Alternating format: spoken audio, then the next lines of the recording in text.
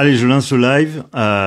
J'attends que les premiers puissent arriver. On va attendre qu'on soit un petit peu plus nombreux sur le live. Bonjour Benjamin. Bonjour à tous, j'attends que vous arriviez. On va essayer de... comme ça, je fais l'introduction pour tout le monde. Enfin, si je peux appeler ça une introduction, parce que je suis chef à la matière pour préparer.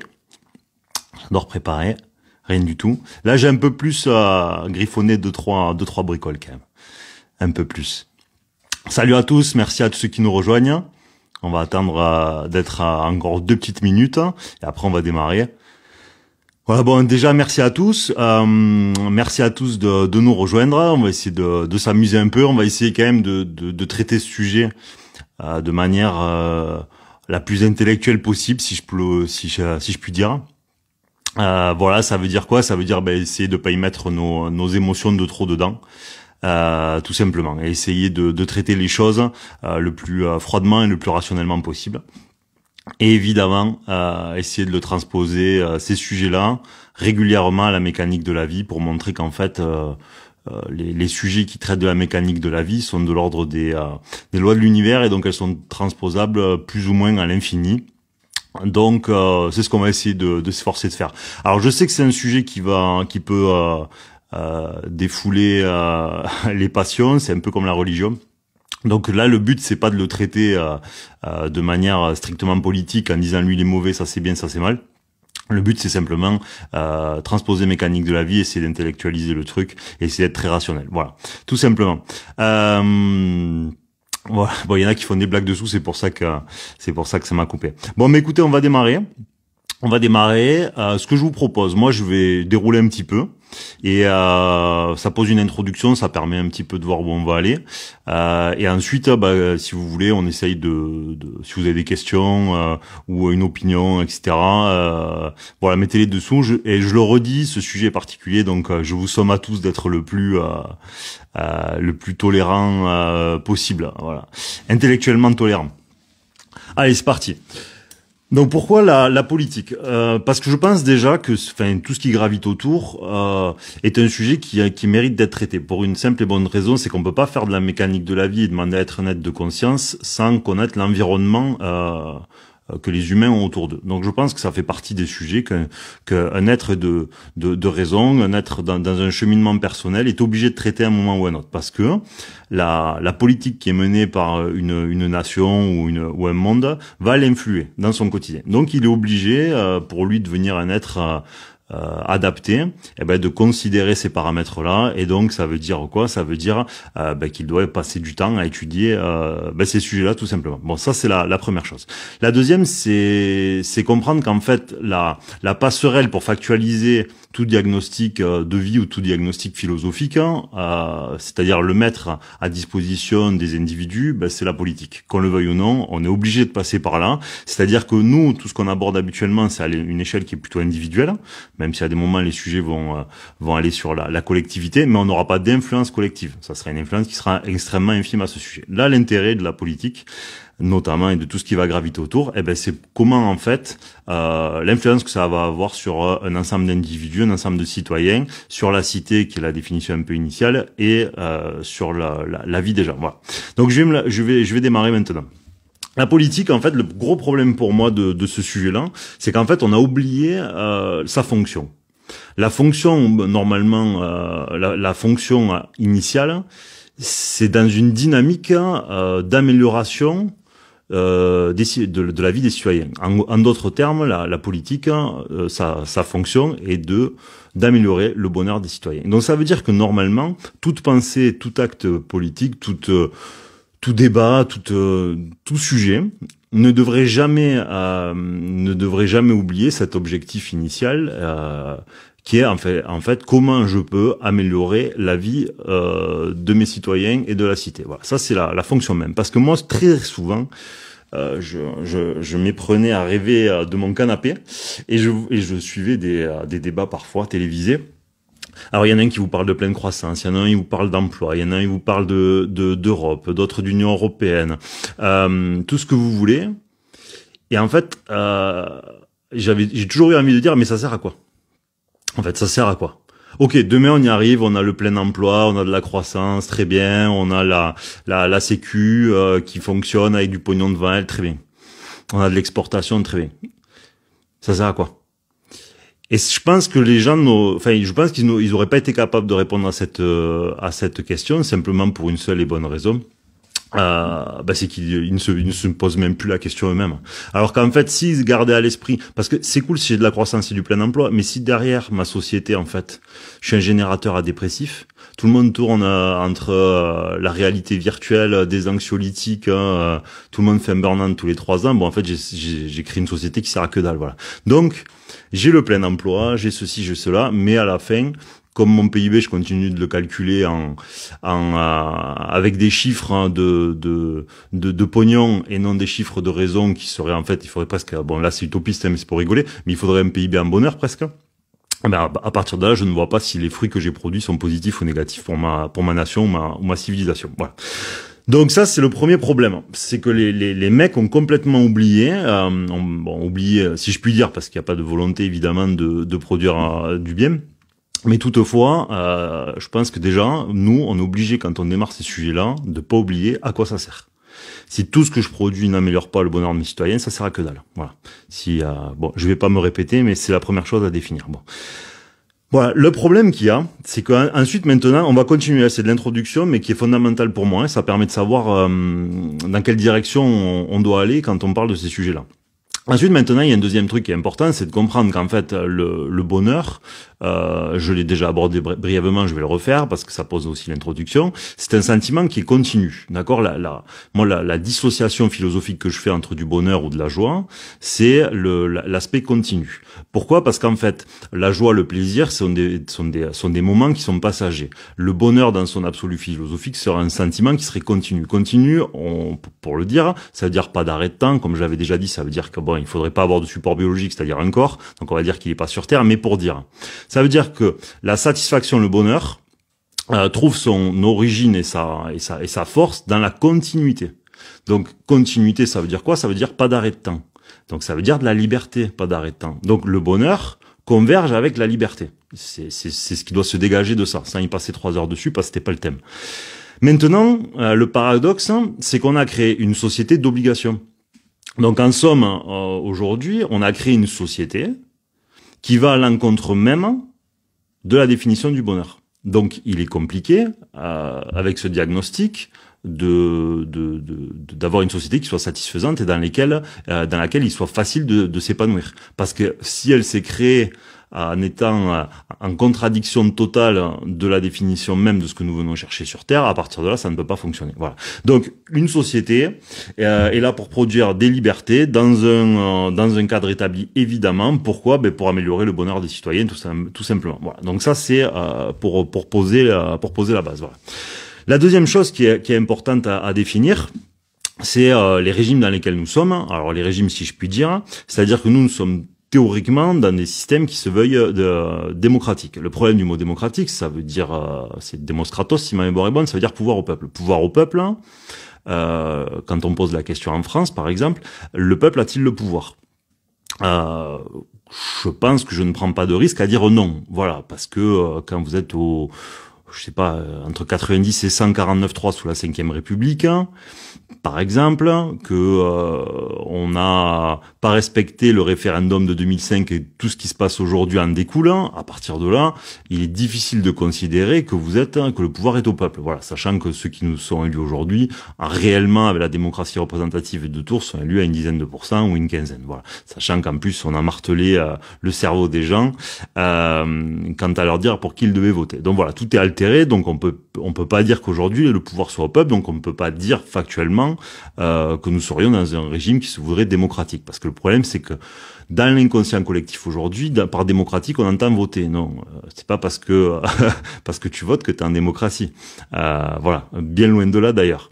Et d'ailleurs, c'est avoué par plusieurs d'entre eux. Bon, je passerai ces détails-là parce que, comme je vous ai dit, je veux pas trop politiser le truc, je veux juste l'intellectualiser, etc. Voilà. Donc ça, c'est concernant l'introduction. Maintenant, je vais essayer de dérouler un peu. Et de le ramener à la mécanique de la vie. Comme je l'ai dit, ensuite, on fera des échanges à travers les questions sans problème. La première chose, c'est qu'un des fondements, par exemple, de la mécanique de la vie, que j'aime à répéter, c'est la notion d'équilibre, d'accord? Donc là, d'entrée de jeu, dans cette vidéo, comprenez que ce soit la gauche comme la droite, eh ben, en fait, vous pourrez transposer ça de même manière que, comme je le prends à chaque fois, le soleil et la pluie, d'accord? C'est deux opposés. Ça veut dire qu'en fait, les deux opposés sont nécessaires au bon fonctionnement de la nation. Le problème, c'est de penser que toutes les solutions se trouvent d'un côté ou de l'autre. Factuellement, c'est quand même peu probable. Parce que, encore une fois, comme tout est une question d'équilibre, eh bien, en fait, c'est la rencontre de deux extrêmes qui crée la prospérité civilisationnelle, c'est-à-dire l'équilibre qui est nécessaire. Simplement, l'équilibre est variable en fonction des nations et des civilisations. Parce que l'équilibre d'un pays peut-être comme la France, comme l'Espagne, n'est pas celui qu'aura besoin la Chine, les Philippines ou les États-Unis. Parce que l'équilibre est différent. D'ailleurs, c'est pour ça que des fois, c'est le même pays. On a aussi des États au sein même parce qu'il y a des fonctionnements qui sont intrinsèques à ces régions-là. Voilà. Donc ça veut dire que une nation doit se construire dans un équilibre qui lui est spécifique, en fait. C'est pour ça que vous pouvez trouver parfois des petits pays par la taille au milieu d'empires colossaux. Ça veut dire qu'il y a une volonté en fait de vivre ensemble par une infime minorité qui ne voulait pas être assimilée à des gros empires qu'ils avaient à côté. Voilà. Et des exemples, vous en avez partout et vous en avez plein en Europe notamment. Donc ça, c'est une des choses qu'il faut comprendre, c'est que la solution qui est d'un parti politique ou d'un autre est à mon avis fausse. Si vous mutualisez les deux, mais en fait, vous allez pouvoir trouver un équilibre, et donc cet équilibre-là pour amener la prospérité à votre nation. Parce que si vous avez une société qui n'est traitée que par des idées, par exemple, d'extrême droite, vous allez finir par un moment, 20 ans, 30 ans plus tard, vous finirez par avoir le fascisme, et à l'inverse, chose que j'ai déjà dite, si vous traitez que de manière communiste une société, vous finirez par avoir une guerre civile. Voilà. Parce qu'en fait, d'un côté, le fascisme va être emparenté à la paternité, hein, parce que c'est le côté masculin dans la représentation, dans les stéréotypes, et à l'inverse, le côté extrême gauche va être plus apparenté à la douceur maternelle dans ces stéréotypes. Hein, sinon, je vous renvoie au communisme, enfin au soviétique à l'époque. Voilà. Donc c'est la rencontre entre ces deux qui va faire cet équilibre, parce que si on traite que d'un côté ou de l'autre, en fait, on va aller à la destruction de la société, parce qu'en fait, il n'y aura pas cette prospérité. Donc il faut vraiment comprendre que quelqu'un qui voudrait mener correctement une politique serait obligé, en fait, d'aller piocher là où c'est le plus profitable à ses citoyens, voilà, et qu'en fait il n'a pas à épouser un quelconque bord. Ça c'est dans notre besoin de case et nos créations. Mais dans l'absolu, c'est à mon avis une erreur, voilà, parce qu'à des moments, il n'y a pas, enfin je peux prendre un exemple, il n'y a pas un seul médicament à tous les symptômes. D'accord? Selon la pathologie que vous allez traiter avec un médicament ou un autre. Donc, ce que je veux dire, c'est que d'un point de vue politique maintenant, vous ne pouvez pas toujours traiter une problématique de manière sociale ou de manière dure, d'accord? Voilà. Donc, ça reste un des fondements aussi de la mécanique de la vie qui est transposable. Le problème, en fait, de l'Occident aujourd'hui, notamment, c'est que nous ne vivons pas la réalité, en fait, dans la réalité que nous avons construite. Parce qu'en fait, cette réalité-là, elle est altérée par la dette, d'accord? C'est-à-dire que normalement, on revient encore une fois à la notion d'équilibre, normalement, une nation se doit d'avoir un équilibre budgétaire. Ça veut dire quoi? Ça veut dire qu'à la fin, normalement, de l'année, ou ensuite des quinquennats, etc., vous êtes censé avoir un équilibre budgétaire. Avec l'invention de la dette, c'est-à-dire le dernier équilibre budgétaire en France, c'était en 72, je crois, ou 74, 72, 74, dans ces eaux-là. Ça veut dire que depuis cette date-là, un pays comme la France perd de l'argent. Ça veut dire quoi? Ça veut dire que la vie, par exemple, des gens, la vie que nous vivons, n'est pas en fait une réalité. C'est altéré par de la dette. Parce que si à chaque année ou chaque quinquennat, vous respectiez cet équilibre budgétaire et que vous rajoutiez pas 20%, 30%, 40%, aujourd'hui on doit être à 120%, et encore si vous comptiez tout, on serait certainement à 150%. Eh bien en fait, notre manière d'aborder le monde politique changerait, parce que nous sommes en fait compensés, nous sommes abreuvés grâce à ça, et ça altère le monde dans lequel nous vivons. Parce que si en fait à la fin de l'année vous aviez un équilibre budgétaire qui est obligatoire, et ben en fait à la fin de l'année vous vous apercevez que vous avez perdu 40% de pouvoir d'achat parce que votre monnaie elle aurait dégringolé quand vous vous retrouvez sur les mécanismes d'ajustement des monnaies. C'est à ça qu'a servi l'euro, à ne plus voir ces différences-là notamment. Bon voilà. Bon, je veux pas trop rentrer longuement là-dedans, mais c'était pour avoir l'idée. Voilà. Donc le monde dans lequel nous vivons maintenant, donc est tronqué et quelque part truqué par la dette, puisqu'en fait les gens ne vivent pas c'est la réalité, puisqu'en fait la dette transfère, si vous voulez, le vote aux générations qui suivent. Voilà, parce que au lieu de vivre une politique, par exemple, on a mal voté. Bon, à bien des égards, c'est ce que nous faisons. Le problème qu'il y a à la fin du quinquennat, c'est quoi? C'est que votre vie a baissé, vos conditions sociétales et vos conditions financières, etc. Votre qualité de vie a baissé. Mais en fait, par la dette, vous transférez en fait votre vote à vos enfants, à nos petits-enfants, à nos arrière-petits-enfants. C'est-à-dire que la réalité que nous vivons, nous ne la payons pas, puisqu'en fait, on a transféré nos mauvais choix, on va les faire vivre aux enfants et aux descendants, parce que c'est un transfert de souveraineté. Je ne sais pas si je me suis bien expliqué. Voilà. Donc ça fait partie des fondements à comprendre. Voilà. Donc maintenant, si vous voulez envoyer quelques questions, on peut. Sinon, j'ai plein d'autres sujets. Je vais regarder, je crois que j'en ai vu passer une. Si vous pouvez, vous me les envoyer dans la case questions. Et sinon, j'ai plein de choses.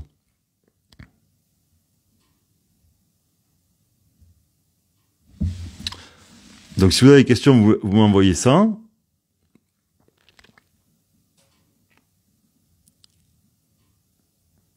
Alors, je regarde s'il n'y en avait pas qui étaient passés.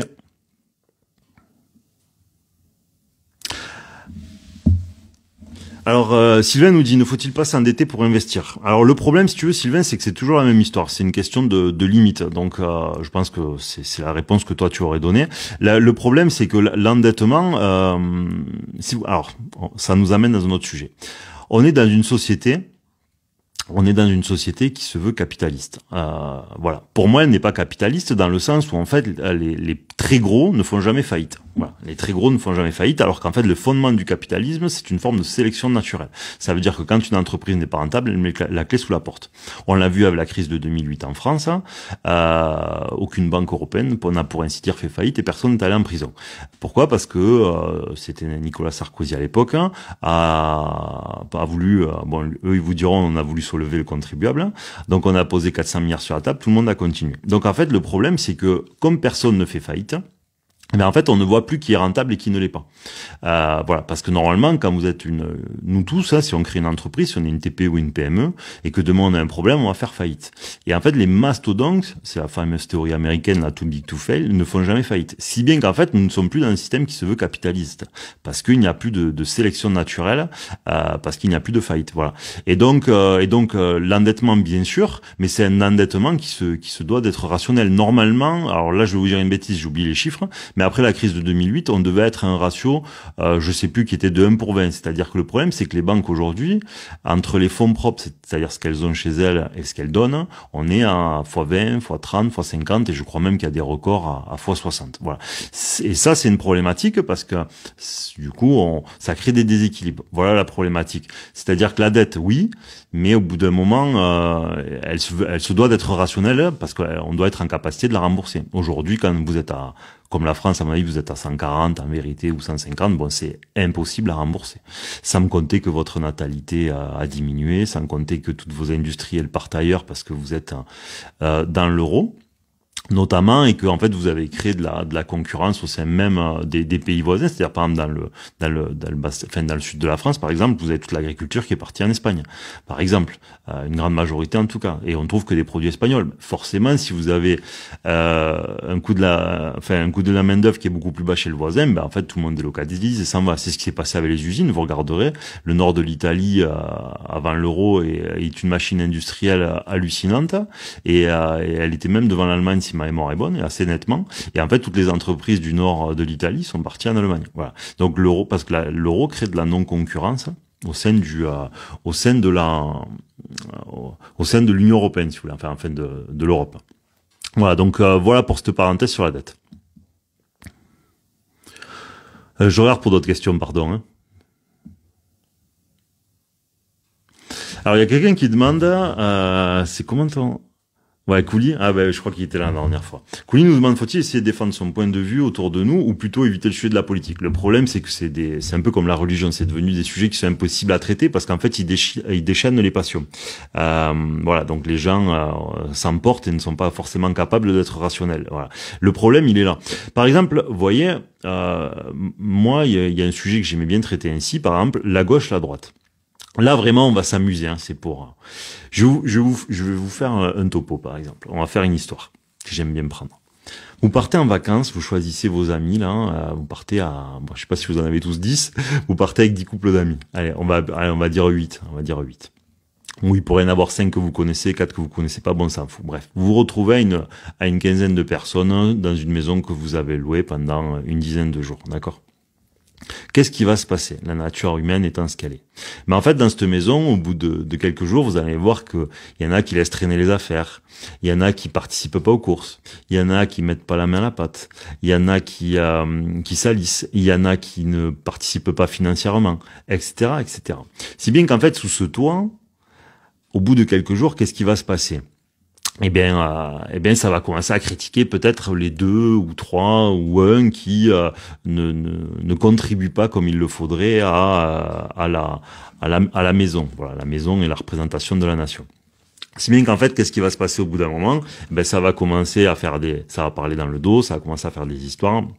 Si bien qu'au bout d'un moment, sous le toit, ça risque de péter. Vous l'entendez bien. Là où je veux en venir, c'est que là, vous avez un système dans la représentation de cette maison-là, qui est en fait le système d'un absolu, de quelque chose d'un peu absolu, que serait l'extrême gauche, d'accord? C'est-à-dire que un ensemble d'individus cravacherait plus pour des gens qui produisent moins que les autres, voilà. Donc moi, je suis pas en train de dire c'est bien, c'est mal. Je dis, est-ce que la nature humaine, et la nature notamment occidentale, parce que là on parle de nation occidentale, hein, on n'a pas les mêmes spécificités que la Chine, que les Chinois par exemple. En Chine, ils sont déjà plus permissifs à ce sujet. Est-ce que en fait, ce mode de fonctionnement-là est compatible avec les Occidentaux d'aujourd'hui? Moi, je pense que c'est compliqué, vous voyez, de le faire valoir, parce que vous pouvez avoir dans la maison un être ou deux qui soit extrêmement tolérant, qui consente à produire beaucoup plus ou à produire beaucoup plus d'énergie pour compenser ceux qui font moins, mais comprenez bien que ce mécanisme-là est dangereux parce que en fait, il crée de l'inégalité, et donc à partir de là, il peut amener à la destruction. Voilà, c'est ça que je veux comprendre. Et si vous transposez ça, mais déjà tenir que ces sujets-là avec les gens, c'est déjà compliqué, en fait. Voilà. Alors que rationnellement, ça veut pas dire que c'est bien, c'est mal. Ça veut dire qu'en fait, la solution n'est pas que dans le partage absolu, parce que ce n'est pas fonctionnel et ça n'est pas prospère dans le temps. Voilà. J'espère que j'ai répondu partiellement à cette question. Ensuite, Marcel qui nous dit: la vie politique actuelle n'est-elle pas qu'une pièce de théâtre pour occuper la population dans une illusion de démocratie quand les dirigeants sont imposés par l'État profond? Beaucoup. Alors là, on revient vraiment dans la mécanique de la vie. C'est-à-dire que pour moi, le monde dirigeant est en fait consenti par l'intelligence supérieure, donc par Dieu, comme je le répète inlassablement dans la mécanique de la vie, pour créer des paramètres. Voilà, parce que pour que notre expérience de jeu soit la plus bénéfique, elle se doit en fait d'être vécue de manière pleine. Et pour être vécue de manière pleine, il faut qu'elle soit dynamique. Et donc dynamique, ça veut dire qu'en fait, il faut qu'il y ait le bordel. Voilà, on vous a dit vous serez renvoyé sur Terre pour être éprouvé. On n'a pas dit ça va être les Bahamas à vita aeternam. Voilà, donc pour que ce soit un peu le bordel, comme votre entraîneur, si demain il veut que vous améliorez à tel ou tel sport ou dans tel ou tel secteur de tel sport, il va vous faire forcer. Il va vous mettre dans quelque chose qui va, le muscle pour qu'il gonfle par exemple, ou même votre cœur, parce que c'est un muscle, il va falloir un peu le bousculer, il va falloir le chahuter pour qu'il devienne plus puissant. Donc pour moi c'est la même chose. Donc oui Marcel, mais complètement.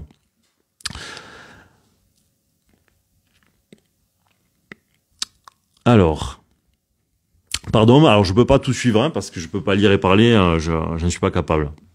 Est-ce que les grandes tragédies de l'histoire, Seconde Guerre mondiale, ne seraient pas justement un réajustement de la société qui trop mal pour être rééquilibré par la démocratie? Sariel, c'est Sariel qui nous dit ça. Alors je vais le dire un peu plus proprement. Est-ce que les grandes tragédies de l'histoire, les guerres mondiales, etc., ne seraient pas justement un réajustement de la société qui par trop de mal peut être ne peut pas être équilibré par la démocratie? Très probablement que oui. Moi, en tout cas, je serais pas étonné que c'est exactement ça qui se soit passé. C'est en fait la façon dont la nature a rééquilibrer en fait les excès des humains, tout simplement. Parce que quelque part, c'est ce qui s'est passé en Allemagne. À cette époque, c'est ce qui s'est passé en Allemagne, c'est qu'en fait, ils sont rentrés dans un déséquilibre profond, et en fait, ce déséquilibre profond a coûté à l'Europe la Seconde Guerre mondiale. Voilà, pour les remettre dans un équilibre pendant un temps. Voilà, donc complètement, même factuellement, sans parler de choses très compliquées. Alors, je continue. Veuillez m'excuser. Alors, Robin qui nous dit, faut-il s'engager politiquement? Ça dépend en fait de moi personnellement je trouve que non, parce qu'en fait le problème c'est que vous arrivez à un moment donné où c'est tard où c'est tard, parce que c'était dans les années 70 qu'il fallait que l'humanité se réveille. Normalement les années 70 pour moi c'est un peu le moment clé, on va dire dans les années récentes, je parle pas parce qu'il y en a sinon qui vont nous renvoyer bien antérieurement aux révolutions françaises, etc. Mais on va dire pour le monde qui nous concerne un peu plus, c'est les années 70. En 70, vous avez tout. Vous avez 68, déjà, qui est un peu la destruction de la famille traditionnelle. On passe sur un nouveau modèle à partir de 68. Vous avez quelque chose d'extrêmement fondamental que les gens oublient en permanence, qui sont les accords de Bretton Woods, le lever des accords de Bretton Woods, parce qu'avant Bretton Woods, je rappelle que normalement, la masse monétaire qui devait être émise devait être fonction en fait des réserves d'or que vous aviez. C'est grâce à ça aujourd'hui que vous vous retrouvez à avoir des gens qui possèdent de l'humanité entière, enfin la moitié de l'humanité, parce que ils ont la propriété. On peut imprimer toute la masse monétaire sans avoir l'équivalent en or. Voilà. Et donc ça, c'est les accords de Bretton Woods. Donc ça, c'était dans les années 70 aussi. Vous avez la loi du 3 janvier 73, donc en 1973, qui oblige en fait les nations à emprunter auprès de banques privées plutôt que à leur banque nationale. Et ensuite, vous avez, par exemple pour les Français, vous avez la destruction de l'équilibre budgétaire, c'est-à-dire vous n'avez pas eu d'équilibre budgétaire depuis les années 74. Voilà. Donc c'est factuel. Tout ça, c'est factuel. Donc c'est un peu un des tournants à ce moment-là. Voilà. Et en plus, la France, par exemple, c'est là où c'est intéressant. La France a 62% de dépenses publiques. Donc en fait, la France est clairement communiste. Voilà, c'est pour ça qu'il faut pas se tromper. Factuellement, nous sommes dans un fonctionnement qui est complètement communiste, parce que vous pouvez pas avoir 62% de dépenses publiques et vous pensez capitaliste. Voilà. Simplement, notre vision s'altère. Pour une simple et bonne raison, c'est qu'en fait, il y a un système qui est en fait, tout le monde ne vit pas le même système, voilà, si je puis dire. Si vous avez d'autres questions, vous pouvez les envoyer, sinon j'amènerai sur quelque chose de différent. En fait, on ne vit pas sous le même régime. C'est-à-dire que les citoyens vivent un fonctionnement qui est un fonctionnement avec des forts prélèvements sociaux, qui s'apparenterait à ce que, si on doit le mettre à une politique qui soit assez communiste.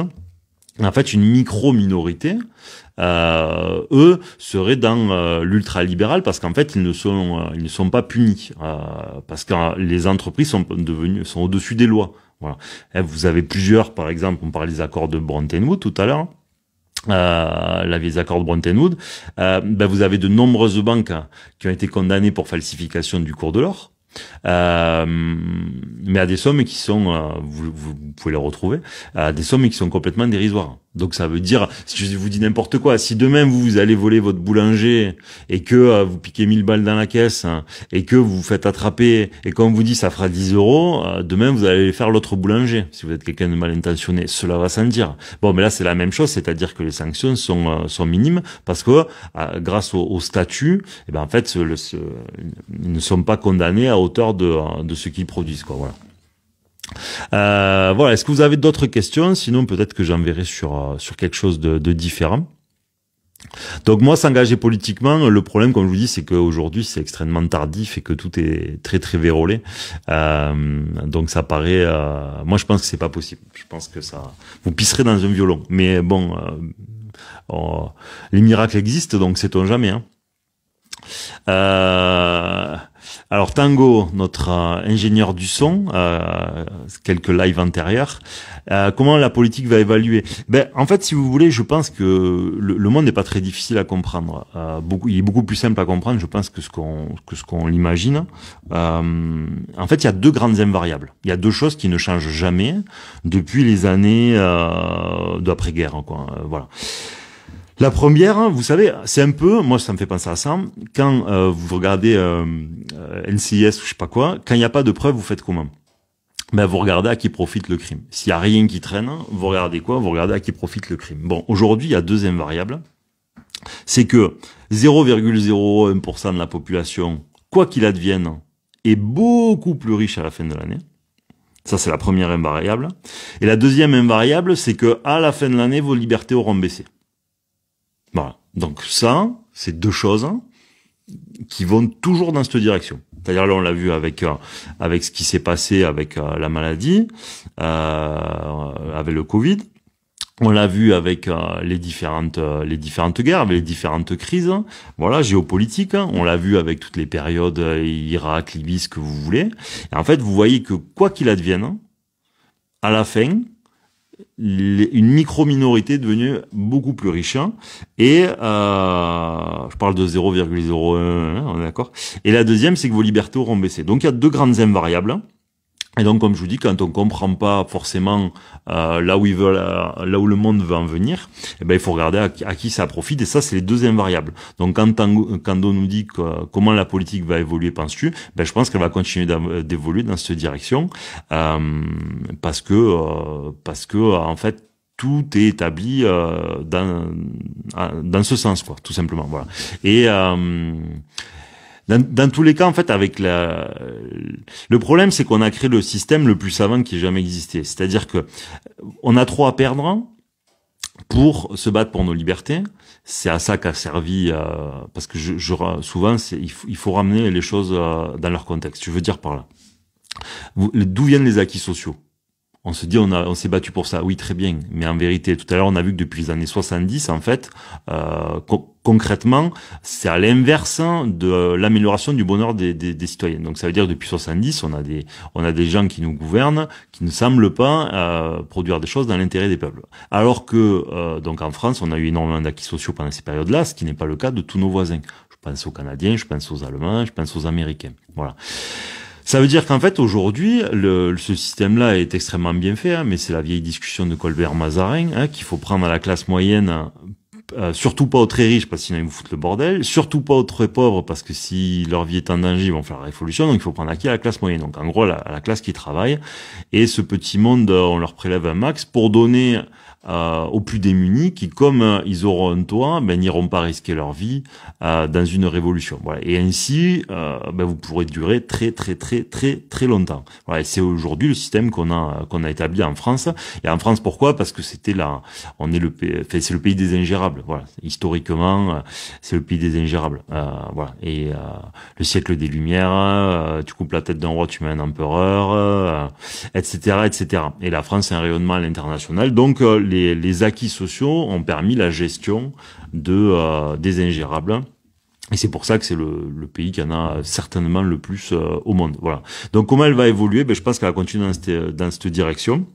jusqu'à toucher son plafond de verre, parce qu'elle a un plafond de verre. Je rappelle qu'on a créé un monde sur de la dette, avec une croissance infinie, alors que la Terre a des ressources qui, elles, sont finies. Et donc, à un moment donné, le plafond de verre, forcément, sera touché, c'est de l'ordre des mathématiques.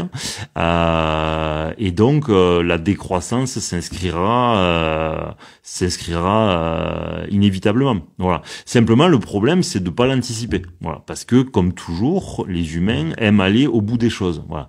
Et donc, plutôt que de freiner, on accélère, ce qui fait que le mur sera pris d'autant plus violemment. Voilà. Alors, je prends la prochaine question.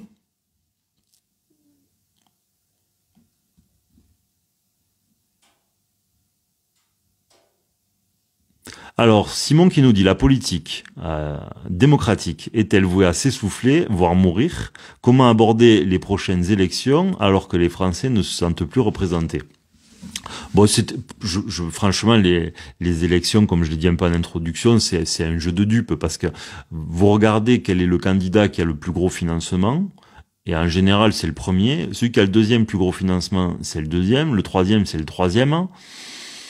Donc en fait c'est complètement vérolé, sachant que aujourd'hui voilà avec la démocratie représentative et deux tours, bah, il vous suffit d'avoir 20% avec les médias et le conditionnement et l'éducation, le système scolaire et tout, bon mais vous arriverez toujours à avoir 20% qui votent pour ce que vous voulez. Voilà, donc ça continuera de servir les intérêts que j'ai nommé tout à l'heure, très probablement. Mais n'oubliez pas, ce que je veux dire là, on fait pas c'est bien la gauche, c'est mal la droite, c'est mal la droite, c'est bien la gauche. Là, la dynamique, c'est vraiment d'essayer de poser un diagnostic conscient pour être adapté au monde qui nous entoure, parce que ça peut nous permettre à certains d'entre nous de mettre des petites choses en place sur le plan personnel pour mieux s'adapter justement à ces spécificités, d'une part, et d'autre part, eh ben en fait c'est pour montrer que nous sommes dans un déséquilibre profond et que tout déséquilibre à un moment donné conduit à une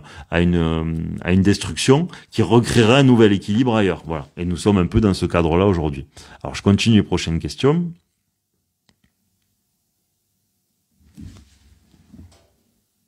Alors, Benjamin nous dit, la France peut-elle créer une répartition de communautés autonomes comme en Espagne dans un but d'indépendance et d'identité? Rien ne l'empêcherait. Le problème, c'est que derrière, il faut que... Le problème aujourd'hui, si vous voulez, le fondement, c'est d'avoir coupé la souveraineté à tous les pays du monde. C'est-à-dire qu'en fait, localement, vous n'êtes plus en capacité d'avoir les besoins primaires et secondaires qui sont assurés. Et ça, c'est la plus grosse dangerosité du 21e siècle, à mon avis.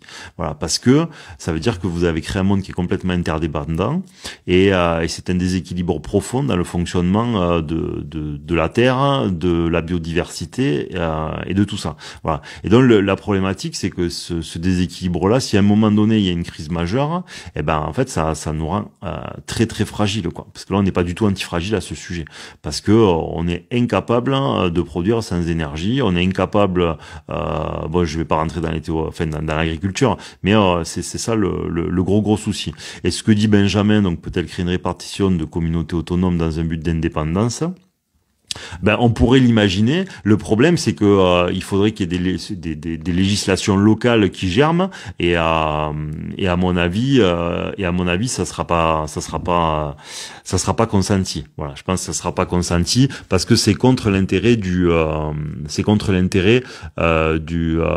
comment dire, du grand capital, quoi, parce que c'est une émancipation locale qui crée des mouvements souverains, et donc la souveraineté c'est un danger obligatoirement. Normalement, si vous êtes là pour gérer des ingérables, votre but c'est pas qu'ils puissent de maîtres souverains et créer des unités locales. Ça paraît extrêmement dangereux. Donc à mon avis, il laisserait pas faire s'il y en a qui essayaient.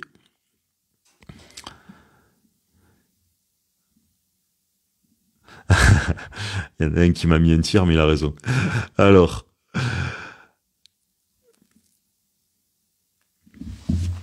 Lucas, je répondrai un peu plus tard si tu veux bien. Que répondra quelqu'un qui nous dit extrême droite égale racisme, ok, égale prêtre. Ah, ok, d'accord. Ben j'en sais rien, que en fait il s'est fait conditionner. En fait déjà c'est un gros problème, vous voyez, extrême droite, extrême gauche, c'est déjà un gros problème. Déjà il y a le mot extrême. Donc, déjà les mots ont perdu leur sens, puisqu'en fait le mot sert déjà une négativité par sa racine. Le problème aussi de ça, c'est que c'est une construction française. C'est une construction française. Je veux dire par là que, par exemple, ce qui va s'apparenter à l'extrême, enfin à de la gauche en France, peut s'apparenter à quelque chose d'extrêmement radical ailleurs. Et là, je penserais plutôt à l'inverse. Par exemple, l'extrême droite française, en fait, vous êtes dans 3/4 des pays d'Afrique, hein, vous êtes déjà en extrême gauche, quoi. Et comme il faut, vous voyez. Même aux États-Unis, le parti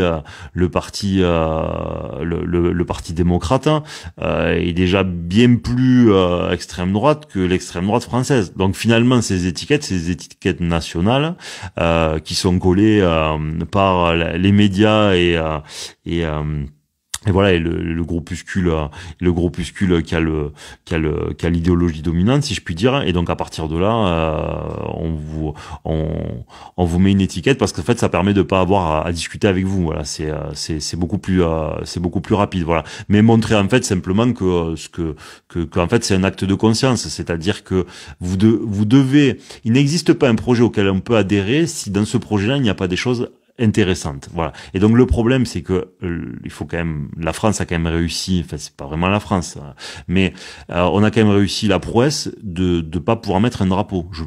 Je sais pas quel autre pays dans le monde ne peut pas mettre un drapeau sans se dire fasciste.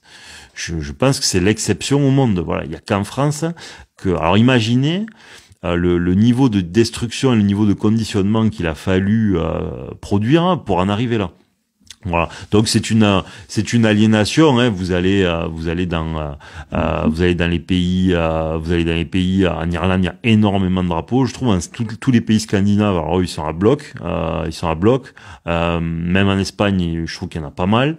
Voilà. Et il y a quasiment qu'en France où c'est complètement interdit. Voilà. Donc non, ce qu'il faut essayer d'expliquer, il faut essayer de réintellectualiser les gens, mais le problème qu'il y a, c'est que le conditionnement est très puissant, et dont les gens en fait ont une telle désamour d'eux-mêmes qu'ils n'arrivent pas à ne pas être dans la norme que la société leur a dit d'être. Voilà, c'est ça le gros souci, quoi.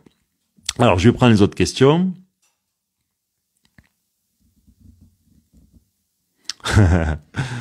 Flock qui nous dit, mais du coup, comment sortir quelqu'un de ce conditionnement? Bah écoute, bon courage, hein, bon courage. Mais après, c'est parce que le problème, c'est que la plupart des gens, on peut même pas débattre tranquillement. On peut même pas discuter tranquillement. C'est-à-dire qu'en fait, vous leur amenez les choses, comme j'ai fait un peu en introduction, un peu factuelles. Vous leur dites par exemple, aujourd'hui, bon, toi tu penses qu'on est en démocratie, moi je pense qu'on n'est pas en démocratie. Voilà. Donc dis-moi ce qui te fait penser qu'on y est, et moi je t'explique ce qui me fait penser qu'on n'y est pas. Voilà. Parce que, mais il va galérer, parce que quand tu lui dis le pouvoir doit être au peuple, hein, et que t'es à 90 ou 93, je sais plus où on en est, 49-3 sous la 5e République, que t'as le viol du référendum de 2005 où les Français ont dit non, et finalement tout ce que nous vivons aujourd'hui trouve son origine dans 3/4 dans le référendum de 2005. Donc en fait, le viol de la démocratie conduit au monde que nous connaissons aujourd'hui. Donc il va avoir un mal fou. Et donc les mecs qui aujourd'hui sont les défenseurs de ça, ben c'est les mêmes qui défendaient ces théories-là à l'époque. Voilà. Donc ne cherchez pas à sauver les autres. Essayez de discuter si vous le pouvez, et puis après c'est comme ça, hein. Zacharia, tu nous dis comment vaincre son besoin de connaître son interlocuteur afin de se sentir à l'aise. Je vois pas ce que tu veux dire, hein. Je vois plusieurs possibilités, je pense que j'ai mal répondu. Est-ce que tu peux m'amener un complément d'information, s'il te plaît? Lucas, bon, je voulais traiter sa question en fin de soirée, mais bon, allez, on va la prendre. Il dit, que penses-tu de la constitutionnalisation de l'avortement? Moi, j'ai pas d'opinion particulière là-dessus, parce que là, on va tomber dans la religion. Moi, ce que je peux alors déjà, je pense qu'il y a d'autres priorités. Voilà. Je pense qu'il y a bien d'autres priorités. Je pense qu'au bout d'un moment, voilà, il y a 3 jours, il veut, enfin, il y a une sortie de Macron qui veut envoyer les Français en Russie. Vous êtes enfin comme j'ai dit la dernière fois, vous avez un 6e continent de plastique, hein, vous avez une destruction massive de la biodiversité, vous avez des cassures dans toutes les nations. Enfin, je pense que t'es endetté à 140%, il y a toutes les entreprises en France, elles le ferment, t'es perfusé par de la dette. Bon, je pense qu'il y a d'autres chats à fouetter, quoi. Voilà. Je pense qu'il y a vraiment d'autres chats à fouetter. Voilà. Le problème, si vous voulez, de ce sujet-là, c'est qu'il faut revenir à la genèse, c'est-à-dire que si la nature, hein, elle a un équilibre. Le grand livre, c'est toujours la nature, et la nature est pleine d'équilibre. Aujourd'hui, tout ce qui va concerner par exemple la contraception, évidemment que demain, si une femme se fait violer, on lui souhaite de pouvoir avorter. Évidemment que si peut-être t'es pas en âge et que t'as eu un bug X ou Y, que tu vas avorter, je vois pas le problème. La question pour moi, je pense qu'elle est pas là. Le problème des humains, c'est que dès que vous leur donnez une possibilité, en fait, on commence à se servir des choses de manière outrancière. C'est-à-dire, on n'a plus d'égard ni de respect pour la vie, on va dans l'extrême. Et c'est ça qui est un peu dommage avec ce sujet-là, une fois de plus, c'est que le problème, c'est pas avortement, oui, non, c'est bien, c'est mal. Le problème, c'est qu'en fait, faisons des esprits sains, et comme ça, en fait, on fera les choses avec raison, avec dignité, et comme ça, à 14 ans, on va pas aller faire n'importe quoi avec n'importe qui. Voilà, parce qu'en fait, on se dira, oui, c'est quelque chose d'intime, oui, c'est quelque chose de rationnel, je veux trouver quelqu'un d'important pour moi, etc.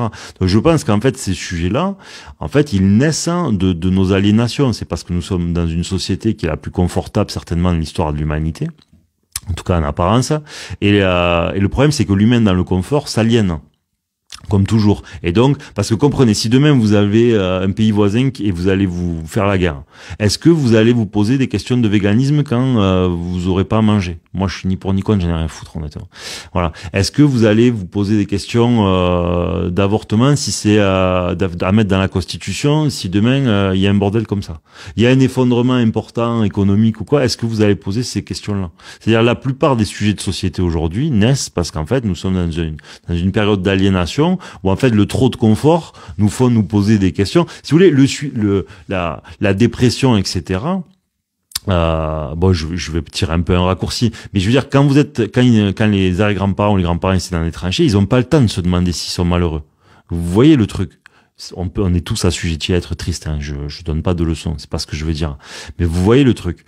Ça veut dire qu'en fait, nos aliénations naissent dans un excès de confort. Et les questions que nous nous posons sont des questions, en fait, d'une société de confort. Et si on nous extrait de ça et qu'on nous ramène à la rationalité, en fait, de la sélection naturelle, parce qu'en fait, notre monde aujourd'hui n'obéit plus aux lois de l'univers. C'est-à-dire que l'ordre établi, que j'aborde continuellement avec la mécanique de la vie, n'est plus. Puisque la sélection naturelle, en fait, qui est la rencontre en fait des divergences et des différences, en fait ne se fait plus. Elle ne se fait plus parce qu'on a créé un monde où on a alors la bombe atomique entre nous a énormément aidé, quoi qu'on vous dise, hein. La bombe atomique a permis de pacifier tout le monde. Voilà, ça a calmé le jeu directement, ça a fait l'arbitre. Et depuis, si vous voulez, on est dans ce monde où la sélection naturelle est éteinte. Voilà. Mais si demain la sélection naturelle vient retaper à la porte, et elle reviendra taper à la porte parce que c'est mathématique. On est dans le monde qu'on a créé a été un monde en croissance permanente, comme je dis tout à l'heure, alors que les ressources sont finies, ne peut qu'à un moment donné arriver à son terme et donc trouver un équilibre ailleurs. Voilà. Et donc cet équilibre, ça s'appellera la sélection naturelle, où il y aura des confrontations obligatoires. Je vous dis pas forcément entre les individus, mais ça peut être entre des nations, ça peut être devant les ressources, ça peut être entre eux, ça peut être sous bien des possibilités. Je vais pas m'amuser à spéculer. C'était pas l'objet. Voilà. Et là, en fait, la sélection naturelle va retourner au cœur des lois de l'univers. Voilà. Et des hommes. Et c'est là qu'en fait, on verra où nous en sommes et qu'est-ce qui était mieux et qu'est-ce qui était moins bien, qu'est-ce qui était bon, qu'est-ce qui était mauvais, et qu'est-ce qui était sage et qu'est-ce qui ne l'était pas. Voilà. Et donc, je pense qu'on a créé un monde qui n'est pas prospère et donc qui sera confronté à des déséquilibres qui les conduiront à une forme de destruction qui amènera une construction différente par la suite, bien sûr, comme toujours dans les lois de l'univers, parce que nous n'aurons pas considéré les spécificités de la nature humaine pendant trop d'années, en fait. Voilà. Nous aurons agi, en fait, nous serons devenus des êtres que d'émotions, des êtres sans raison, Et le problème, c'est que quand on n'agit pas avec raison, eh ben en fait, on conduit à la destruction soit de la civilisation, soit de la nation, soit de l'ordre établi, pour que il aille s'établir ailleurs. Voilà. Alors, je passe à la prochaine question. Alors, celle-là, ok. Ok. Alors, j'ai pas du tout suivi si vous m'en avez envoyé d'autres. Je regarde rapidement.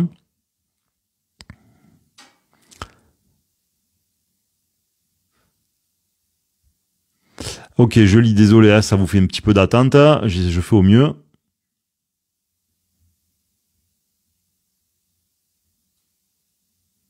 Ok, vous pouvez envoyer les questions dans la case questions, hein, et j'en ai d'autres là qui sont devant moi.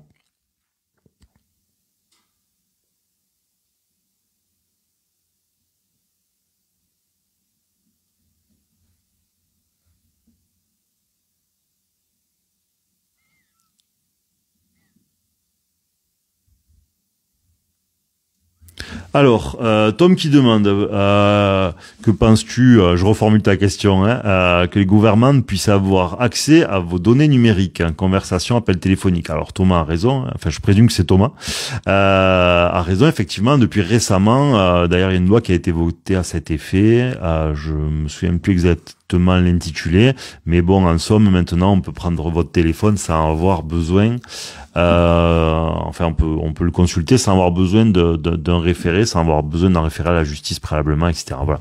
Ben le problème, c'est à vous de déterminer si vous considérez que l'État est votre ami ou pas. Voilà, si vous considérez que l'État est votre ami, bah écoutez bien à vous. Si vous considérez que la liberté, c'est que en fait, du moment que je respecte les fondamentaux, eh ben l'État n'a pas à venir à mettre ses gros doigts dedans. Bah peut-être que vous serez en opposition à ça. Moi personnellement, évidemment que je pense que c'est une atteinte profonde aux libertés individuelles. Voilà, il y a bien d'autres choses à faire avant ça. Mais comme je l'ai dit à un moment donné, il y a deux invariables, hein, ne les oubliez pas. Quoi qu'il advienne, à la fin de l'année ou des mois, il y a 0,01 seront devenus infiniment plus riches, qu'il y ait eu une crise majeure ou pas, qu'on ait pu échanger avec d'autres pays ou pas, qu'il y ait un effondrement de la monnaie ou pas, et vos libertés auront baissé. Voilà. Donc c'est les deux invariables, hein, qui continueront. Alors, je regarde s'il y a d'autres questions. Ouais, là, Thomas nous répond, évidemment, c'est pour nous protéger. Non, mais évidemment, mais le problème des humains, c'est qu'ils pensent qu'en fait, on peut, liberté et sécurité, vous ne pouvez pas avoir les deux. Vous êtes obligé de choisir, parce que c'est un des fondements de la nature, en fait. C'est un des fondements de la nature. Celui qui veut de la sécurité n'aura pas de la liberté. En fait, il y a un compromis à trouver entre les deux. Voilà.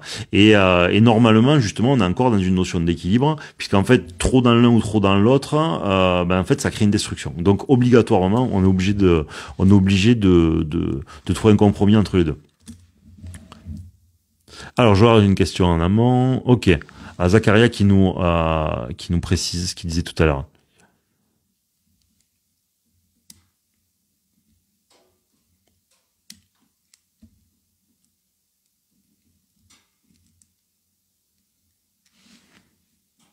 Ah oui, Zacharia, ok. Alors on n'est pas trop dans le sujet. Si tu veux, Zacharia, ce que tu fais, tu m'envoies un message sur Insta et je te réponds en off parce que c'est pas exactement ce sujet-là ce soir, mais c'est un peu cousin, mais je t'y répondrai avec plaisir. Alors, les gouvernements ont délaissé le social pour le sociétal, surtout la gauche. Hein. Je pense que ça explique toutes ces choses inutiles comme l'inscription de l'avortement. Oui, parce qu'en fait aujourd'hui on est dans un projet, c'est un projet de société. On n'est plus dans un projet. En fait, on veut que nos émotions et nos comment dire. On veut que nos émotions et nos idéaux, en fait, créent des règles, tout simplement. C'est ça le problème aujourd'hui. Donc effectivement, on est en train de se construire dans un monde où en fait, ce qui nous plaît, ce qu'on ressent doit fabriquer des lois, ce qui à mon avis est une erreur philosophique fondamentale, parce que justement si un pays voisin lui est resté rationnel, eh bien le problème c'est que quand les lois de l'univers vont venir taper à la porte, et j'entends par là la sélection naturelle et l'ordre établi, eh bien en fait la confrontation ramènera celui qui s'est trompé à en fait, celui qui s'est trompé, ce sera le plus puni, en fait, tout simplement. Donc c'est ça qui est un peu dommage. C'est ça qui est un peu dommage. Voilà.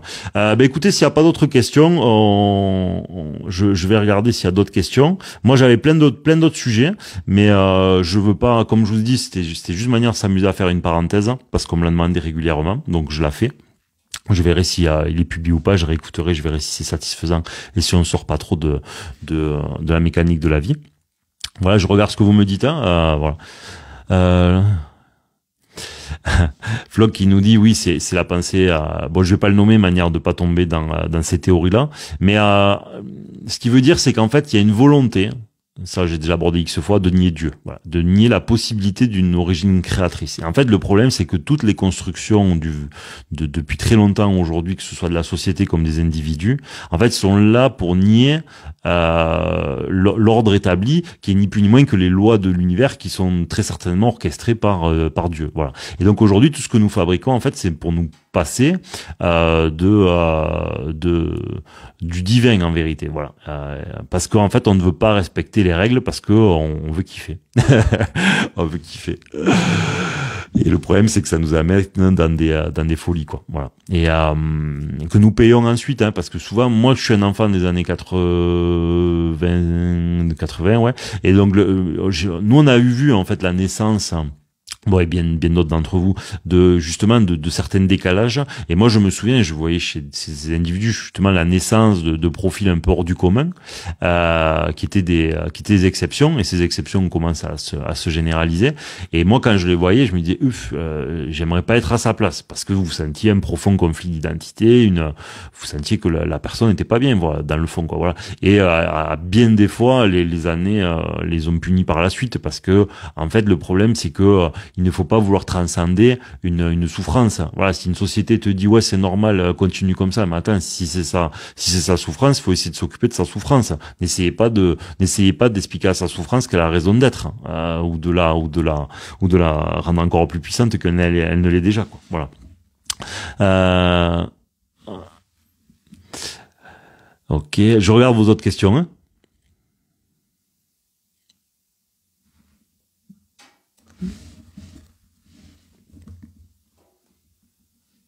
Ouais, Lucas, complètement, hein, on est d'accord qu'au bout d'un moment, voilà, il risque d'avoir un retour du concret. Je regarde vos questions en off.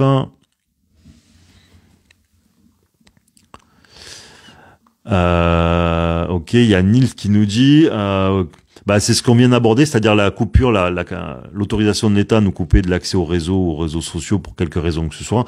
Effectivement, c'est devenu une atteinte aux libertés, puisqu'aujourd'hui, dans tous les cas, qu'on le veuille ou non, en fait, c'est un problème avec la liberté d'expression. Le problème, c'est qu'en fait, aujourd'hui, d'ailleurs, la France fait partie des champions à ce sujet. Pour un pays de liberté, quand même, ça fait un peu tâche. Voilà, et le problème aujourd'hui, d'ailleurs, il y a des lois récentes qui viennent de passer encore à ce sujet, où en fait ils ont le droit de couper n'importe quoi. Donc ça veut dire que la liberté d'expression n'est pas du tout, n'est absolument pas respectée, parce que par souci de ce que doit représenter le bien et ce qui est autorisé et non d'être dit et fait. Donc effectivement, aujourd'hui, on est très très loin de la liberté d'expression, et on a de leçons à donner à aucun autre pays, ça c'est très clair. Alors j'aurais une autre question, pardon.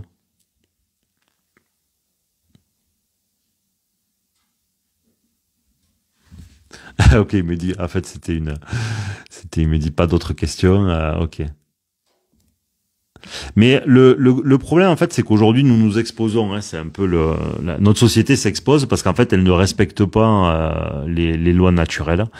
D'une part, elle ne respecte pas l'ordre établi.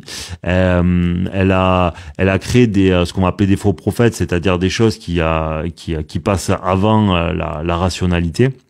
Voilà, et avant les probabilités. Et donc aujourd'hui, voilà, nous sommes dans une construction où ce monde n'est ni plus ni moins que un monde qui est orchestré, comme je le dis à chaque fois, pour nous éprouver, pour que nous évoluions dedans. Nous devons en fait à ce titre le comprendre, nous y adapter autant que possible et faire ce que nous pouvons à l'échelle déjà individuelle pour justement pouvoir rester libre dedans. Voilà. Écoutez, je crois qu'il n'y a pas d'autres questions. Je regarde vite fait si j'en ai pas loupé. Bon, en tout cas, pour l'instant, on a arrivé à tenir le sujet sans dévier. Donc, écoutez, je suis assez content. Vous assurez, vous êtes pas trop dans l'emportement, vous régalez. Si vous avez une paire de questions supplémentaires, et sinon, bah, écoutez, on se souhaitera, comme à chaque fois, une bonne soirée. Lucas nous dit, penses-tu que le menhir, je sais pas qui c'est le menhir, était le dernier homme politique capable de nous sortir de ce déclin? Mais en fait, je pense que, en vrai, le monde, il faut pas croire que c'est très compliqué. Je pense qu'on nous fait croire que c'est compliqué parce qu'en fait, on nous parle de conséquences et pas des causes. Et c'est ça qui est déplorable dans le monde d'aujourd'hui. Aujourd'hui, en fait, le problème, c'est que, on a une pensée qui est une pensée religieuse, en fait, du monde et de la politique. Voilà.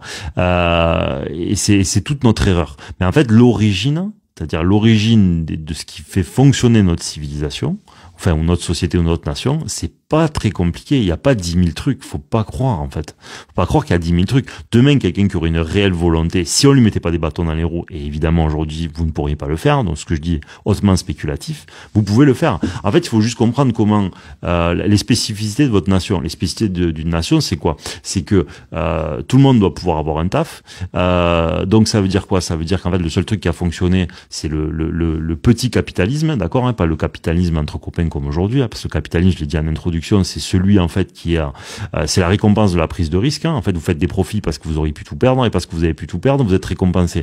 Mais si vous ne faites jamais faillite parce qu'en fait vous avez plein de bons copains, et ben en fait vous êtes plus dans un système capitaliste. Donc aujourd'hui nous sommes dans ce système-là, mais ça c'est les 001 qui sont là-dedans. Nous, les TPE, les PME, les petits entrepreneurs, nous serions dans quelque chose qui est encore capitaliste, c'est-à-dire si vous faites des conneries, ben vous allez faire faillite. Bon.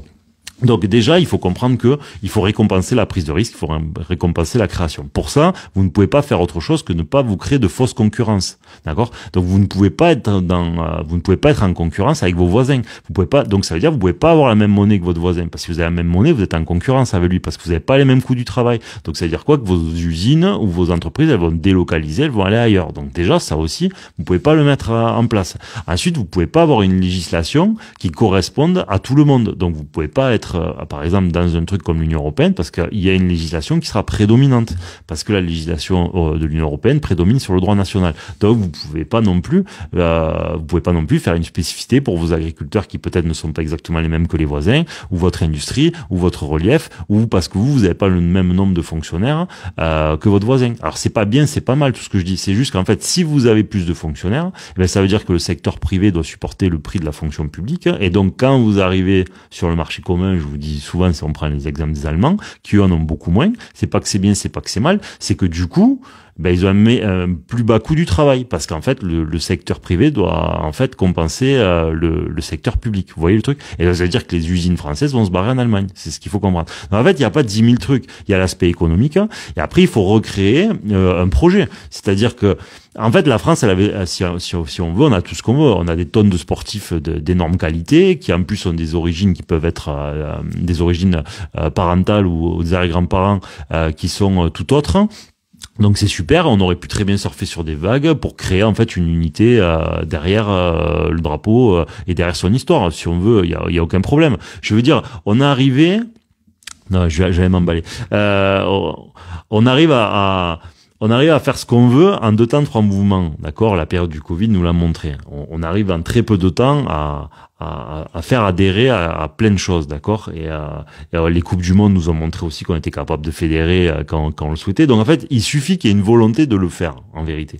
Donc si vous vous occupez de la cause de tout, c'est-à-dire en fait, vous reprenez votre droit national, vous reprenez votre monnaie, vous faites une politique qui soit spécifique aux spécificités françaises, etc., etc.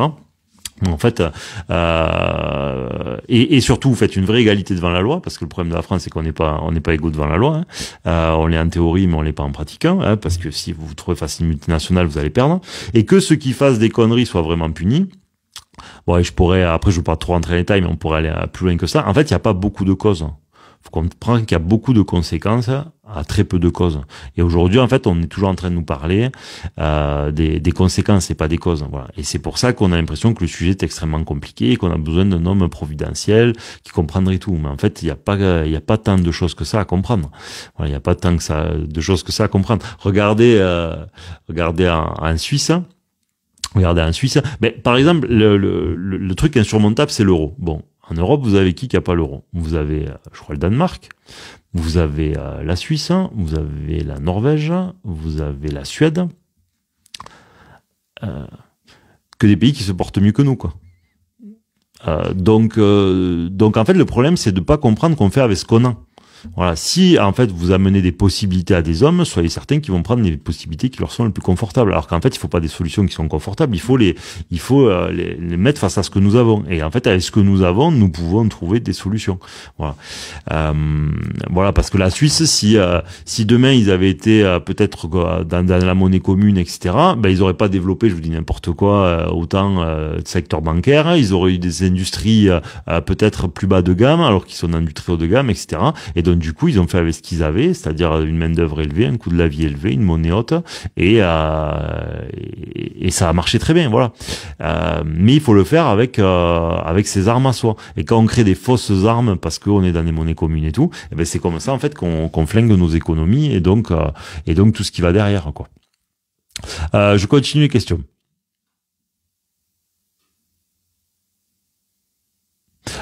Flog est venu de cette chaîne. Alors là, je sais pas si tu nous suis d'habitude, je suis vraiment hors sujet. Hein, voilà, je suis pas complètement hors sujet. J'essaie de vous ramener à la mécanique de la vie régulièrement et que je pense que ce sujet-là, bon, on me l'a demandé plusieurs fois et je pense qu'il fait quand même partie intégrante de notre capacité à nous adapter à notre environnement. Et donc le discernement et la conscience veut que nous comprenions le fonctionnement du monde qui nous entoure. C'est pour ça que je fais ce live-là. Voilà. Quant à ton autre question, je n'y réponds jamais. Ça n'a rien de très personnel, mais c'est juste par volonté de pas m'étaler sur moi. Alors, je continue, je regarde s'il y a une question de plus.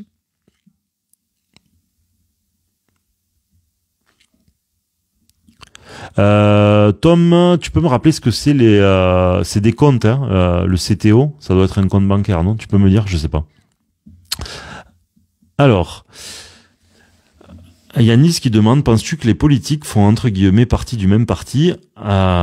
Évidemment, puisqu'on voit que la politique menée, comme je vous dis, hein, si vraiment il y avait une politique qui à un moment donné était différente, s'il y a une politique qui était différente, évidemment que ce que j'ai dit, c'est-à-dire la deuxième variable, c'est qu'à la fin, les 0,1 seront toujours plus riches et vous aurez toujours moins de liberté. Eh ben ça, il y a des moments où ça aurait freiné ou stoppé. Obligatoirement. Ça veut dire qu'en fait, c'est tout le temps des gens qui sont consentis par ce fonctionnement-là. Voilà. Donc oui, effectivement, ce sont toujours à peu près les mêmes. Dans tous les cas, regardez, même très factuellement, donc François Hollande, Macron a été ministre de l'économie sous Hollande. D'accord, c'était un banquier en plus, et ensuite il enchaîne par deux quinquennats. Voilà, donc factuellement, bonnet blanc, blanc bonnet. Vous voyez bien que entre un Sarkozy qui se voulait de droite et un Hollande qui se voulait de gauche, bon, ben, on n'a pas vu la différence, quoi. On n'a pas vu la différence. Si, bon, non, je vais pas faire des blagues. Alors ensuite, ok, ça c'est bon. Bon, merci à tous. Je vais regarder en dessous.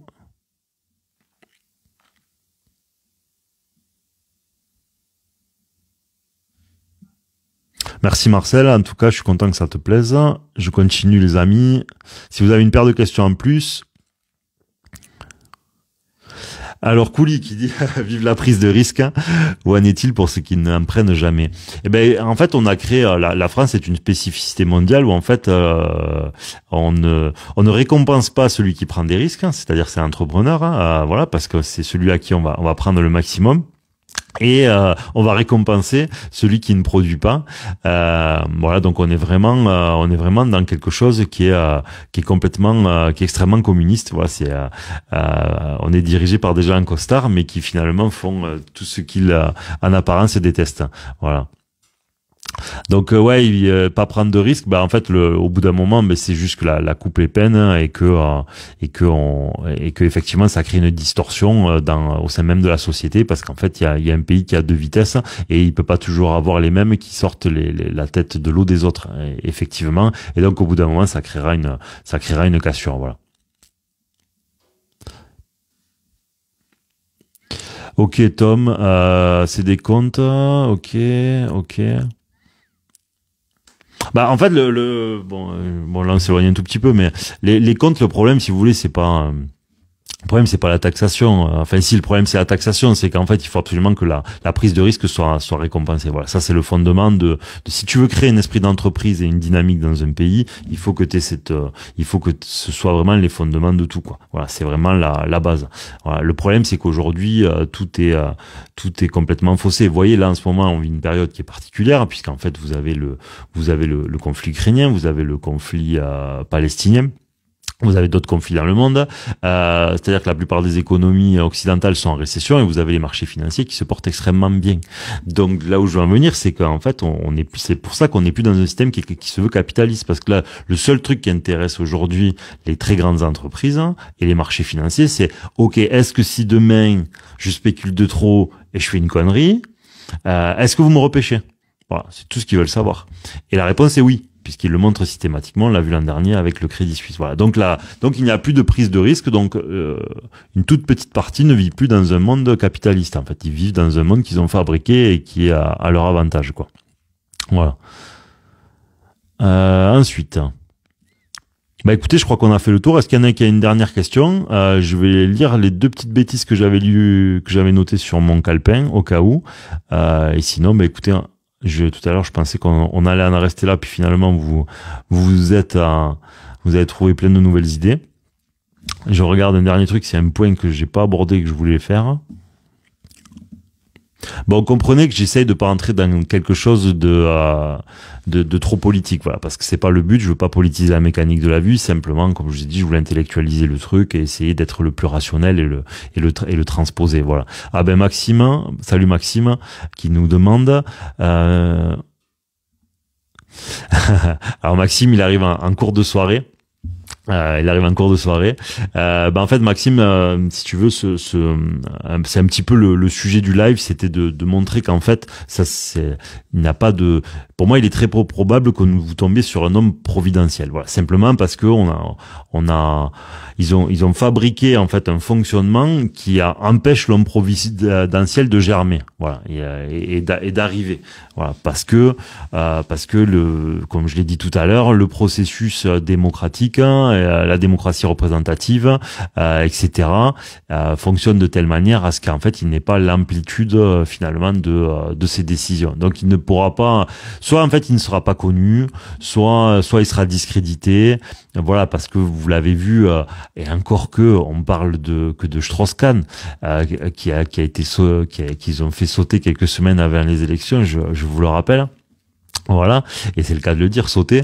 Vous avez eu aussi, comment il s'appelait, pas Villepin, avec l'histoire des costards. C'était certainement, s'il y en a un qui s'en souvient, c'était la première élection de Macron, je pense. Ils l'ont fait sauter quelques semaines avant avec une histoire de costards. Voilà, comme si en fait pour deux costards, on n'allait pas le lui pardonner, alors qu'en fait la classe politique, si demain vous demandez le casier du vierge, vous avez plus personne à l'Assemblée. En fait, j'exagère, mais pas loin. Alors que si demain vous l'encadrez dans un centre aéré, vous avez l'obligation de l'avoir. Voilà. Donc non, le fonctionnement est extrêmement vérolé. C'est pour ça que moi personnellement, je pense qu'il n'est pas possible à un homme providentiel de germer, parce que quand bien même je veux pas trop m'étaler comme ça, mais quand bien même ça arriverait, comprenez que ils feront des pieds et des mains pour lui mettre des bâtons dans les roues. Voilà, ils feront des pieds et des mains pour mettre des bâtons dans les roues, parce que il ne manquerait plus que ça, que toute cette construction vienne être chamboulée par un emmerdeur providentiel qui pense aux citoyens avant leur intérêt financier. Donc personnellement, je pense que c'est pas possible. Voilà.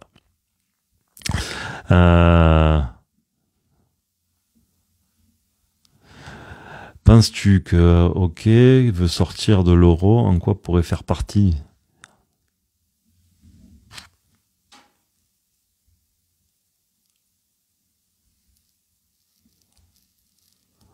J'ai pas compris la question, Charles.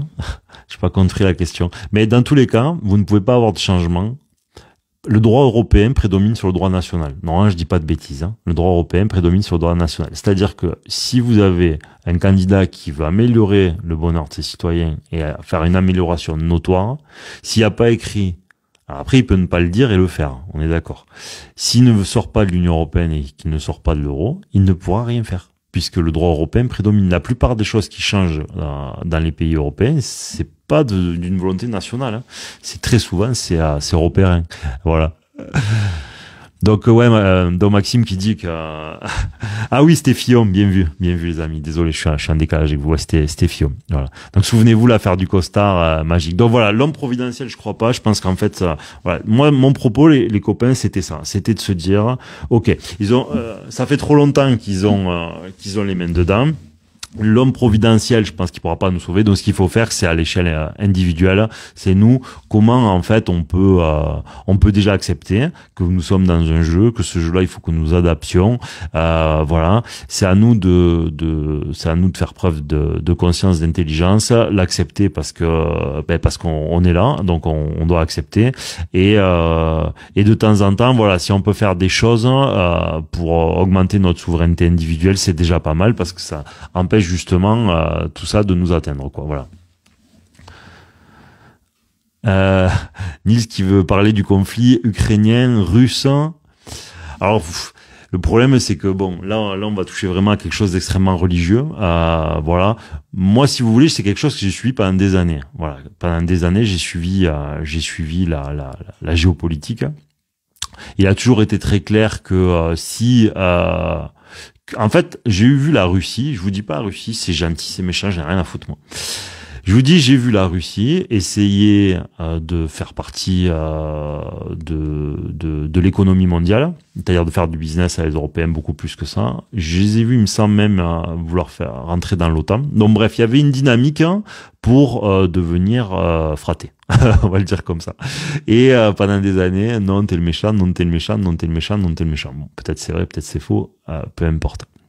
Si bien qu'en fait, la limite, bon, quand vous tendez 1000 fois la main aux autres, si tu veux pas faire de moi ton ami, tu vas faire de moi ton ennemi. Donc en fait, la limite qui avait été fixée, et d'ailleurs il y a Hollande qui s'est fait piéger par, je crois, par des farceurs russes là, et on le voit qu'en fait ils avaient créé à l'époque, je crois que c'était les accords de Minsk, je crois que c'est, voilà, où en fait justement c'était pour préparer l'Ukraine à un futur conflit, c'est-à-dire qu'en somme, normalement la Russie a établi, je ne veux pas de base de mes ennemis, puisque vous voulez pas que je sois ami, à 2 pas de Moscou.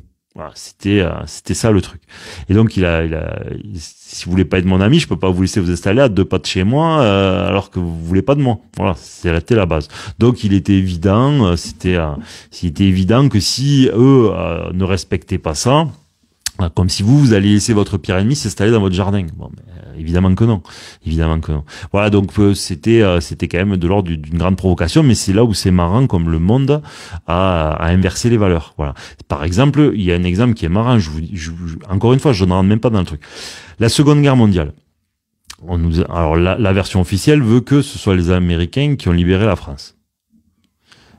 Moi, je suis désolé.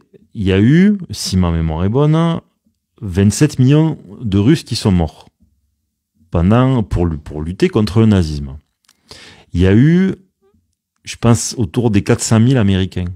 27 millions 400 000. Vous voyez le truc? C'est ça le problème d'aujourd'hui, c'est qu'en fait, dire ça, c'est déjà du complotisme. Ben, c'est pas moi c'est les livres d'histoire qui le disent, c'est pas moi là en l'occurrence, vous voyez. Donc voilà, il y a vraiment une inversion en fait des choses qui est assez déroutante aujourd'hui. Voilà, et donc comme si les Ukrainiens avaient la capacité de battre les Russes, c'est encore une horreur parce que comme d'habitude ce sont pas les dirigeants qui vont mourir, ce sont les Ukrainiens, les citoyens, et on les envoie dans quelque chose qui était perdu d'avance parce que Si vous voulez, quand vous suivez un peu, la Russie, depuis les années 70, elles ont les usines qui tournent en boucle, les usines d'armement qui tournent 24 heures sur 24. Hein. Vous avez tous les documents semblent en attester. Et c'est comme la sortie, si vous voulez aussi, de Bruno Le Maire, qui nous a dit qu'il allait couler l'économie russe. Mais si vous suivez un peu l'économie, je comprends que tout le monde ne soit pas passionné par ça, mais quand vous suivez, pendant 10 ans, j'ai vu la Russie et la Chine acheter de l'or à mort sur les marchés. Depuis toujours. C'est-à-dire, vous, on vous dit l'or c'est fini, c'est de la merde, etc. Et pendant ce temps-là, vous voyez la Russie et la Chine qui font que ça, pendant plus d'une décennie. Bon, c'est né de quelque chose de spécial. C'est-à-dire que les Américains, à un moment donné, ont dit, nous, maintenant, tout échange qui se fait en dollars est régi par le droit américain. Voilà, c'est-à-dire que si demain vous êtes l'Iran et le Brésil, vous échangez quoi que ce soit avec des dollars, comme c'est la monnaie qui est extrêmement prédominante, et ben cet échange-là, puisqu'il est en dollars, vous êtes sous la législation américaine. Bon, et là évidemment, beaucoup des pays du monde ont dit mais c'est de la folie. Les Américains, ils ont dit je dépense 700 milliards dans mon armée, ta gueule. Les autres se sont dit, bon, d'accord.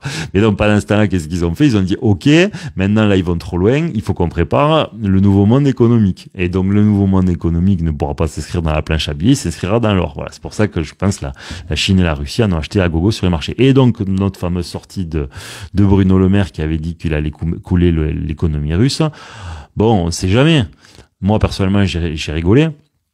Parce que quand tu sais les réserves d'or qu'ils ont dû faire depuis ce temps-là, et sachant qu'en plus ils ont toutes les ressources, bon, mais tu vas pas faire trembler la Russie si tu veux. Voilà.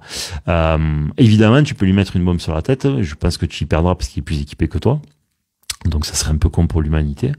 Mais tu pouvais pas gagner. Voilà. Et donc c'est ce qui s'est passé. Donc c'est pour ça que ce conflit il traîne parce qu'en fait c'était perdu d'avance. Sachant que je rappelle pour ceux qui n'ont pas vu non plus que la Russie et la Chine sont quand même un peu mariés maintenant, hein, à travers les BRICS, qu'il y a la sœur de Kim Jong-un, le Nord-Coréen, qui dans une sortie n'a pas loupé de dire que les Coréens mourraient jusqu'au, je sais plus ce que c'est un peu dans les tranchées avec les Russes si c'était nécessaire. Donc le problème c'est qu'aujourd'hui vous en prenez pas qu'à la Russie, quoi qu'il advienne, voilà, parce que les autres sont assez intelligents pour savoir que la Chine sait très bien que si la Russie tombe, les prochains à qui qu'on va emmerder c'est eux. Donc ça, c'est pour ça que ce conflit est dramatique parce qu'en fait, il était à mon avis perdu d'avance. Tout ce que ça a fait, c'est des gens qui pleurent, hein, et des abominations que sont la guerre, hein, et c'était complètement inutile, voilà, de part et d'autre, que de conduire à ça, voilà, parce que c'était couru d'avance. Hop. Bon, mais écoutez, je crois que c'est bon. On a fait le tour des questions. Vous avez un dernier sujet? Chaque fois, je dis ça et puis vous arrivez à nous relancer. Si vous avez un dernier sujet qui vous amuse sur ces choses-là. Ici. Allez, j'attends 30 secondes. S'il y en a un qui a un dernier sujet ou une dernière question. Et moi, pendant ce temps-là, je lis ce que je m'étais écrit. Je regarde s'il y a quelque chose que j'avais pas oublier quelque chose d'important. Comprenez aussi un truc important qu'on oublie de rappeler, c'est que tout ce monde que nous vivons aussi, il est né dans l'informatique. Hein. C'est-à-dire que l'informatique, c'est la naissance du monde moderne. Hein. Voilà. C'est-à-dire que si aujourd'hui vous avez le système économique que nous avons avec la forte planche à billets, etc., c'est parce que il y a l'invention de l'informatique. D'ailleurs, petit clin d'œil de la vie qui aime bien donner des indications. Voilà.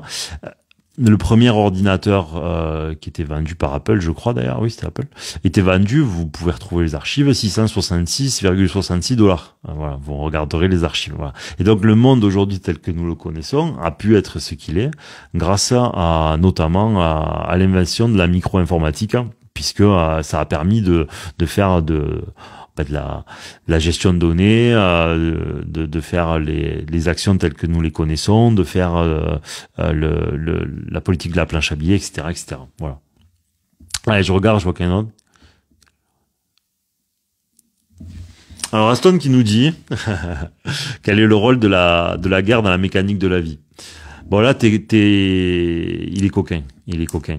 Le problème, c'est, si vous voulez, il faut pas réagir de manière émotionnelle quand il y a ce genre de questions. C'est juste qu'à un moment donné, si vous voulez, si vous êtes un programmateur d'un jeu vidéo et que des fois quelqu'un a éprouvé un niveau, d'accord, vous étiez au niveau 5 par exemple, vous avez fait le tour du niveau 5. Mais en fait, pour que je vous amène au niveau 6, en fait, je dois en fait à vous enlever, donc détruire quelque part le niveau 5 pour vous amener dans le niveau 6. Voilà. Comprenez par là que dans le jeu vidéo, il y a une destruction de ce niveau-là qui est nécessaire pour amener dans celui qui suit. Et ben, je pense que la guerre a parfois cette fonction-là, c'est-à-dire c'est de détruire un niveau pour pouvoir vous amener dans l'autre. Voilà, je pense qu'il y a de ça. Et après, pour faire payer en fait le déséquilibre, on l'a dit en début de soirée, le déséquilibre qu'a produit une nation ou une civilisation. C'est un peu le cas de l'Allemagne pendant la Seconde Guerre mondiale. En fait, le fascisme est le résultat d'un déséquilibre dans leur société, et ce déséquilibre-là va rencontrer la violence, parce qu'en fait c'est une destruction, donc une forme de la violence qui va aller se friter sur le voisin, et on sait ce qu'aura été la Seconde Guerre mondiale. Voilà.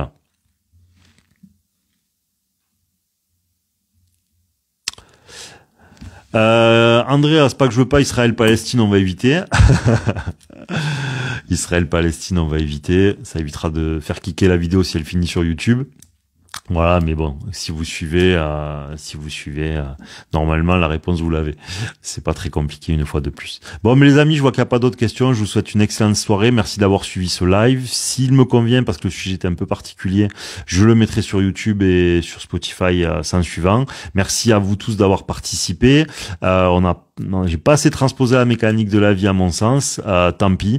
Mais bon, au moins ça fait des synthèses à certains pour qui sont un peu moins intéressés peut-être par ces sujets-là, ou sinon ça fait des piqûres de rappel aux autres. Voilà, merci à tous en tout cas de l'avoir suivi. N'oubliez pas tout le contenu, vous pouvez le retrouver. Essayez de liker et commenter, parce que c'est très difficile de sortir des algorithmes.